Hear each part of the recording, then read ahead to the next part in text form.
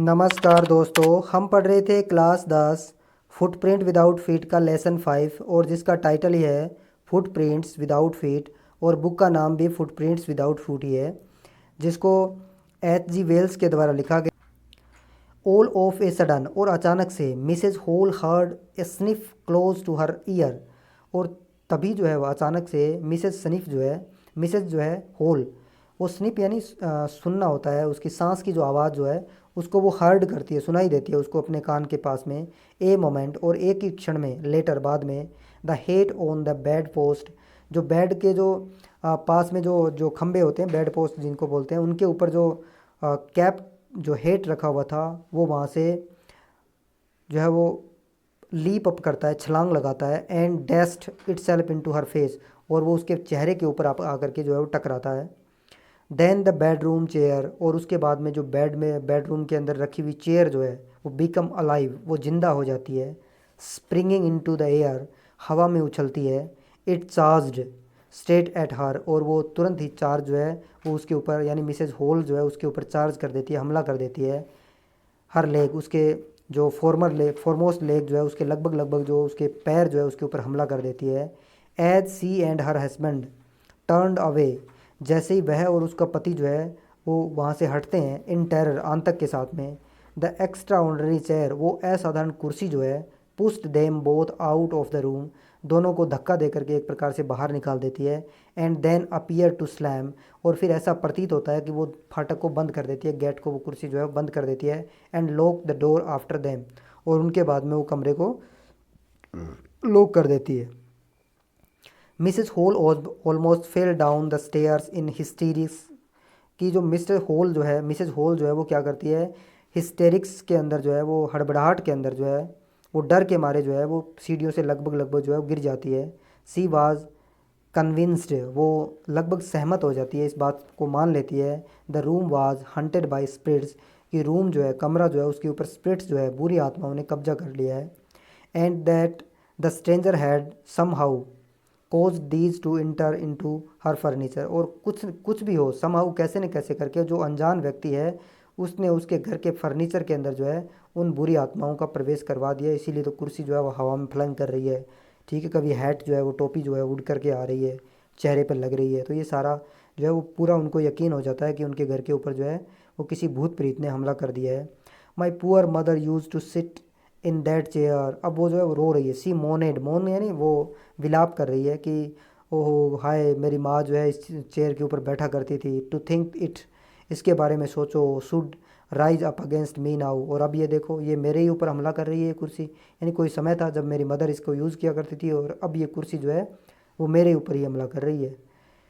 To feeling among the neighbours was that the trouble was caused by witchcraft, और ये जो feeling जो है, ये भावना जो है पड़ोसियों के बीच में ये फैल गई कि इसका जो कोज है, इसका जो कारण है वो विच क्राफ्ट है। यानी विच क्राफ्ट कौन सी क्राफ्ट होती है? क्राफ्ट यानी कला होती है, विच यानी भूत प्रेत की जो कुछ भी हो, इसमें भूत प्रेत का एंगल जो है वो सबसे पहले हमारे यहाँ आता ही है।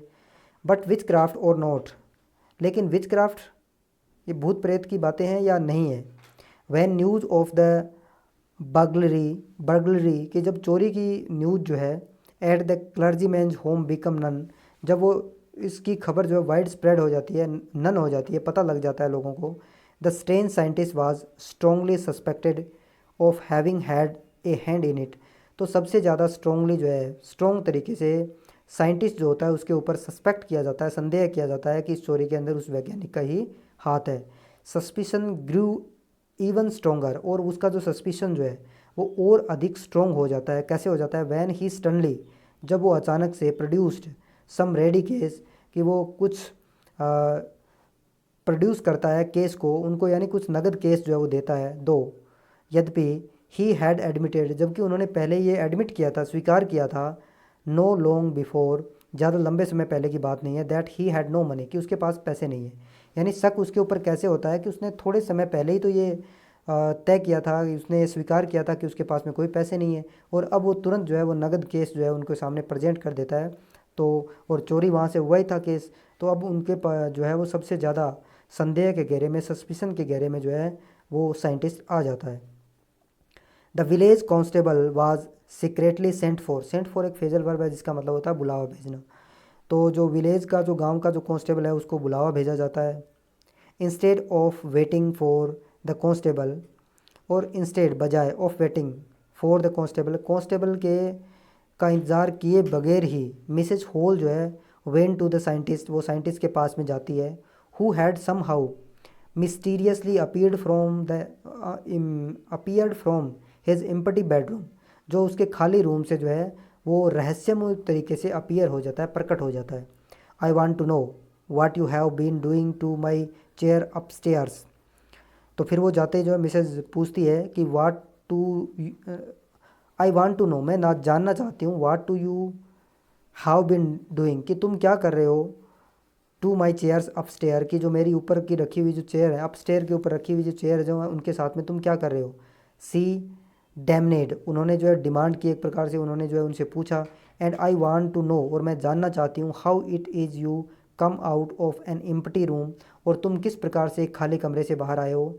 And how you entered A locked room, और तुमने किस प्रकार से लॉक किए हुए कमरे में से तुमने प्रवेश कैसे किया एक लॉक कमरे में। तो ये बातें वो उनसे जब पूछती है। The scientist was always quick tempered, और आपको पता ही है कि जो साइंटिस्ट है वो क्विक टेम्पर है, यानी तुरंत ही उनको गुस्सा आ जाता है। हाउ ही बिकम फ्यूरियस, और अब नाउ ही बिकम फ्यूरियस, अब वो जो है एकदम फ्यूरियस हो जाता है, एकदम क्रोधित हो जाता है। यू डोंट अंडरस्टैंड, तुम नहीं समझ सकती हो। हु और वाट आई एम, कि कौन और क्या हूँ मैं। ही साउटेड, वह चिल्लाता है। वेरी वेल, अच्छी तरीके से। आई विल शो यू, मैं तुम्हें बहुत अच्छी तरीके से जो है मैं दिखाने वाला हूँ कि मैं कौन और मैं क्या हूँ। Suddenly he through of bandage, और अचानक से वो बैंडेज जो उसके सिर के ऊपर बंधी हुई है उस पट्टी को जो है वो फेंक देता है।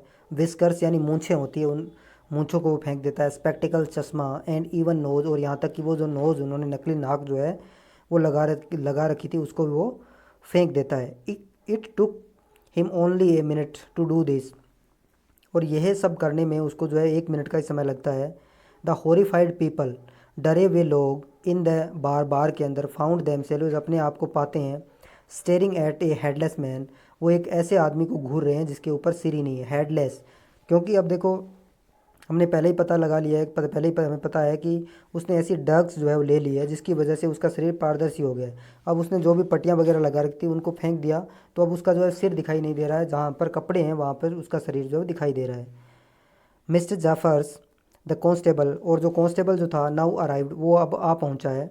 एंड वाज क्वाइट सरप्राइज, और वो भी एकदम बिल्कुल सरप्राइज्ड है, to find that he had to arrest a man without head, क्योंकि अब उसे एक ऐसे आदमी को अरेस्ट करना है जो विदाउट हेड है, जिसके सिर नहीं है। इस बात को लेकर के वो सरप्राइज है। बट लेकिन Jaffers want not easy to prevent, लेकिन जेफर के लिए जो है ये आसान नहीं है। प्रिवेंट यानी रोकना, फ्रॉम डूइंग दिस ड्यूटी, कि उसको अपनी ड्यूटी से रोकना जो है वो उसके लिए आसान नहीं है। क्यों नहीं है। इफ़ ए मजिस्ट्रेट, कि यदि एक मजिस्ट्रेट जो है, न्यायाधीश जो है, warrant ordered a person arrest, कि यदि किसी मजिस्ट्रेट ने किसी व्यक्ति को अरेस्ट करने का यदि वारंट जारी किया है, then that person had to be arrest, तो उस व्यक्ति को अरेस्ट किया ही जाना चाहिए। हैड टू जो है कंपल्सरी चीज़ को दिखाता है कि उसको अरेस्ट किया ही जाना चाहिए, विद और विदाउट हिज हेड, चाहे उसके सिर हो या चाहे सिर ना हो। लेकिन अब कांस्टेबल है, उसको तो उसके पास में वारंट है, तो उसको अरेस्ट करना ही पड़ेगा।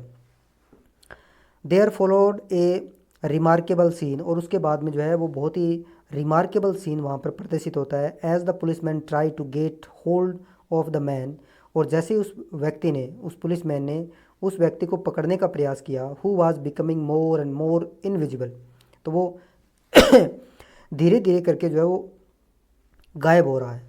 As he throw off one garment after another, क्योंकि जैसे जैसे वो एक के बाद दूसरा अपने जो गारमेंट्स जो है वस्त्र फेंक रहा है, वैसे वैसे वो व्यक्ति गायब हो रहा है। और फाइनली अंततः ए shirt flu into the air, और अंत में जो है एक शर्ट जो है वो हवा में उड़ती है।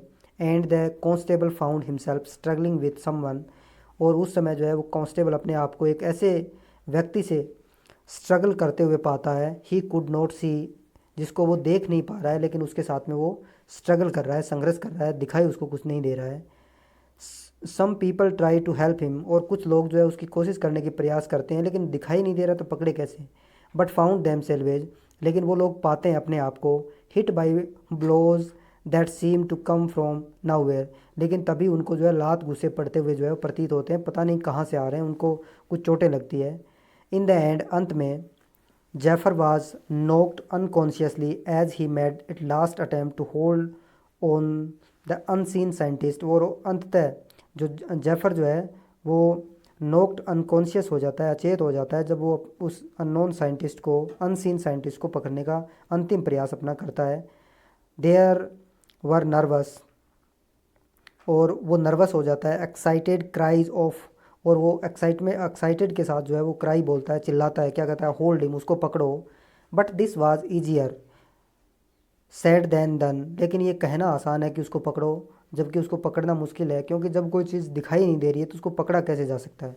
ग्रिफिन हैड सेकन हिमसेल्फ फ्री, और ग्रिफिन जो है उसने अपने आप को वहाँ से आज़ाद करवा लिया है। एंड नो वन नोज़, और कोई नहीं जानता है, वेयर टू ले हैंड्स ऑन हिम, कि वहाँ कहाँ से उसको जो है वो गिरफ्तार किया जाएगा, कैसे उसको पकड़ा जाएगा, ये कोई नहीं जानता है। एच जी वेल्स के द्वारा ये लिखा गया है। और इसके साथ ही ये चैप्टर हमारा समाप्त होता है। मिलते हैं किसी नेक्स्ट वीडियो में, तब तक के लिए धन्यवाद।